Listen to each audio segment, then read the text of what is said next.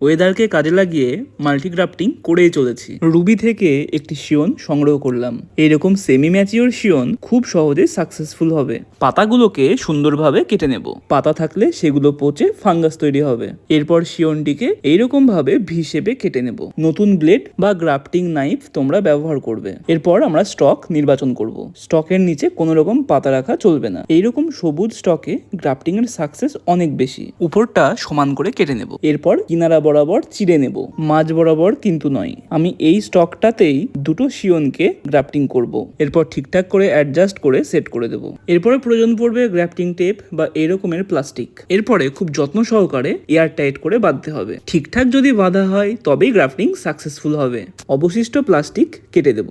দেখো, কচি স্টকের উপরেই সাকসেসফুল গ্রাফটিং। এরপর এয়ার টাইট করে বাঁধবো। ভেতরে বাতাস থাকতে হবে। সেমি সেটে রাখবো। কচি পাতা বেরোলে খুলে দেবো। চলি, টাটা, আবারও দেখা হচ্ছে কাল।